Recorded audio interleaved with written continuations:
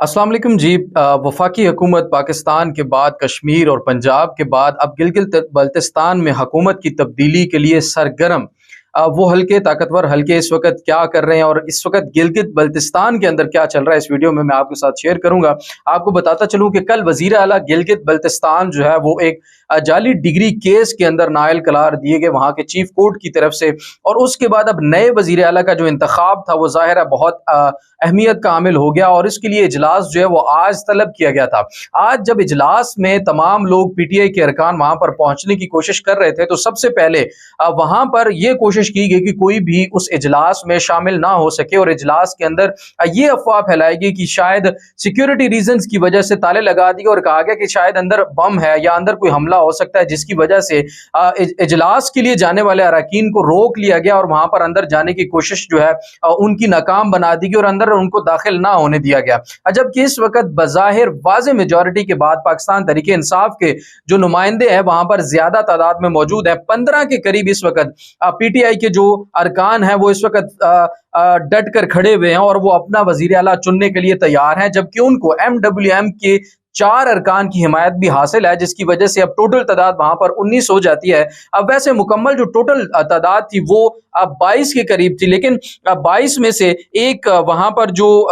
Forward blog जो है वो बनाया गया हाजी गुलबर खान का एक अहम बयान जो इस वक्त चल रहा है, वो पीटीआई के वजीर सेहत भी रहे हैं, वहां से वो इस वक्त 3 लोगों के साथ एक फॉरवर्ड ब्लॉग जो है वो सामने लेकर आए हैं और हुकूमत बनाने में इस वक्त रोड़े अटका रहे हैं। पीटीआई की जो हुकूमत है वहां पर बनने नहीं दी जा रही। अगर उनको भी साथ मिला लिया जाता तो टोटल तादाद 22 है। इसके अलावा भी जो बाकी 19 लोग बचते हैं, जिसमें 4 MWM जो वहदत मुस्लिमीन के लोग हैं वो भी उसमें शामिल हैं, उनको भी अगर साथ मिलाया जाए तो 19 लोग फिर भी मेजॉरिटी में बनते हैं और अपोजिशन के पास जो मुमकिन पूरी तादाद होनी चाहिए वो अभी तक मुकम्मल नहीं हो पा रही है। लेकिन जो सबसे बड़ी अहम खबर है वो ये है कि वहां के चीफ कोर्ट ने 7 दिन के लिए इजलास मुलतवी करने का स्टे ऑर्डर दे दिया था, जो कि बिल्कुल गैर कानूनी है। जबकि ये स्टे ऑर्डर दे ही नहीं सकती चीफ कोर्ट, क्योंकि जो असेंबली है वो तो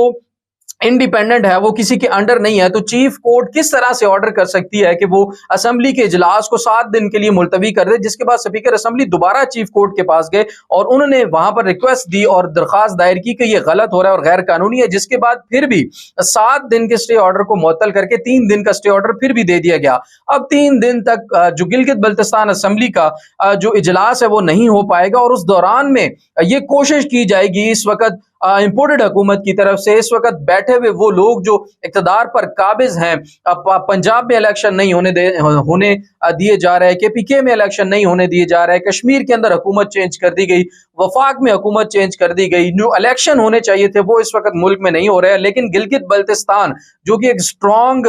तरीके से पाकिस्तान तहरीक इंसाफ के एक कंट्रोल में था, इस वक्त वो पाकिस्तान तहरीक इंसाफ के हाथ से निकलता हुआ हमें नजर आ रहा है। क्योंकि अगर 3 दिन के अंदर कोई ऐसी गेम डाल दी गई, कोई ऐसे इंतजामात कर दिए गए, लोग कंप्रोमाइज हो गए जो बाकी इस वक्त खड़े हैं पाकिस्तान तहरीक इंसाफ के साथ, तो पाकिस्तान तहरीक इंसाफ का वहां पर हुकूमत बना पाना मुश्किल होगा। लेकिन इससे भी एक खतरनाक तरीन बात जो है वो आपके साथ शेयर करनी है, जो सबसे अहम है, वो ये कि गिलगित बल्तिस्तान के लोग बाय डिफॉल्ट पाकिस्तानी नहीं है। यानी कि जब पाकिस्तान बना तो ऐसा नहीं है कि गोरों ने जो फैसला किया उसमें गिलगित बल्तिस्तान आ गया, बल्कि गिलगित बल्तिस्तान के जो लोग हैं वो बाय चॉइस पाकिस्तानी है। उन्होंने अपने आप को पाकिस्तान के साथ शामिल किया, पाकिस्तान के साथ उन्होंने इल्हाक किया और पाकिस्तान के साथ रहने को जो है वो अपना हक माना और पाकिस्तान के रहने को बाय चॉइस पाकिस्तान के साथ रहने के लिए आमादा हुए। अब वहां पर क्या होगा कि पाकिस्तान की तरह जिस तरह वफाकी हुकूमत चेंज की गई, पंजाब के अंदर हुकूमत चेंज की गई, कश्मीर के अंदर चेंज की गई, इस तरह गिलगित बल्तिस्तान में हुकूमत का चेंज करना बहुत मुश्किल होगा। मुश्किल कैसे होगा कि अवाम जो है, अब वहां पर जो अवामी रद्द अमल है वो सामने आ रहा है और अवाम बाहर निकलने के लिए तैयार है। कुछ इलाकों में अवाम एहतजाज करना शुरू भी हो चुकी है। अब इस सूरत हाल का फायदा कौन उठा सकता है? इस वक्त दुश्मन मुल्क, हमारा हमसाया मुल्क भारत जो है, इससे मुकम्मल फायदा उठाने के लिए तैयार है। वो चाहता ही यही है कि पाकिस्तान के अंदर इन इलाकों में, स्पेशली जो बाय चॉइस पाकिस्तान के साथ शामिल हुए थे, उनको इश्तियाल दिलाया जाए, वहां पर हालात खराब हों और उस हालात खराब होने से फायदा उठाकर पाकिस्तान को जितना मर्जी नुकसान पहुंचाना चाहे वो पाकिस्तान को नुकसान पहुंचाएंगे। अल्टीमेटली इस वक्त अवामी मैंडेट को ना मानना और पाकिस्तान में इस तरह की रिजीम चेंज ऑपरेशंस को जारी रखना ताकि पूरे मुल्क को एक मुकम्मल कंट्रोल और नरगे में ले लिया जाए, इसका नुकसान बहुत ज्यादा होगा। और गिलगित बल्तिस्तान के अंदर ये जो इस वक्त मामला चल रहे हैं, इसका नुकसान सबसे ज्यादा होने के खतरात इसलिए भी हैं कि वो लोग पाकिस्तान से मोहब्बत इस तरह से करते हैं कि वो बाय डिफॉल्ट नहीं बल्कि बाय चॉइस पाकिस्तानी है। पाकिस्तान के कुछ हिस्से तो होंगे, जब पाकिस्तान बना तो वो अल्टीमेटली उसमें शामिल हो गए, लेकिन ये वो लोग हैं जो पाकिस्तान से मोहब्बत करते हैं और शायद हम पाकिस्तान के दूसरे हिस्सों में रहने वालों से ज्यादा पाकिस्तान से मोहब्बत करते हैं और उनकी ये चॉइस है कि वो पाकिस्तान के साथ रहना चाहते हैं और पाकिस्तान के साथ अपना फ्यूचर देखते हैं। लेकिन इस तरह की रिजीम चेंज के बाद बहुत मुश्किल हालात जो हैं वो पैदा हो सकते हैं, क्योंकि वहां पर एमडब्ल्यूएम की अक्सरियत बहुत ज्यादा है। इसके अलावा भी पाकिस्तान तहरीक इंसाफ के अंदर 6 ऐसे अरकान भी मौजूद हैं। ये अहम तरीन खबर है कि 6 ऐसे अरकान मौजूद हैं जिनके साथ एमडब्ल्यूएम ने इत्तेहाद किया था और वहां पर सीट एडजस्टमेंट के थ्रू जो है वो जीते थे। सीट एडजस्टमेंट की थी और मुत्तहिदा वहदत मुस्लिमीन पार्टी है, एमडब्ल्यूएम जिसे कहते हैं,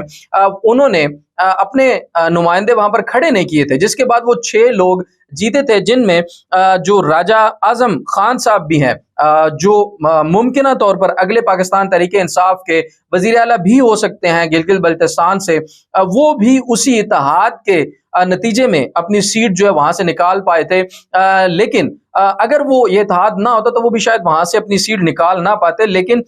एमडब्ल्यूएम का वाज़ेह अक्सरियत होना वहां पर यह साबित करता है, और उनका राजा नासिर अब्बास साहब जो है वो भी बार बार इस चीज के ऊपर बड़ा जोर दे चुके हैं कि हम इमरान खान के साथ डट कर खड़े हुए हैं। तो इस सूरत में अगर वहां पर रजीम चेंज की जाती है, वहां पर हालात खराब किए जाते हैं, वहां पर हुकूमतें तब्दील की जाती हैं, तो ये वफाकी हुकूमत की तरह, पंजाब हुकूमत की तरह या फिर कश्मीर की तरह इतना आसान नहीं होगा। वहां पर रेजिस्टेंस सामने आने के खतरात इस वक्त शिद्दत इख्तियार करते जा रहे हैं। और इस वक्त जो वहां के लोग हैं, हमने देखा पिछली दफा जब वजीर आला गिलगित बल्तिस्तान ने एक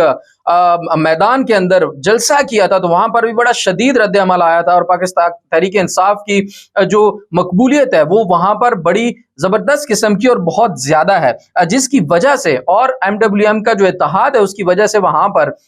जो उनका आपस में इत्तफाक है वो बहुत ज्यादा है। तो रेजिस्टेंस को कम करने के लिए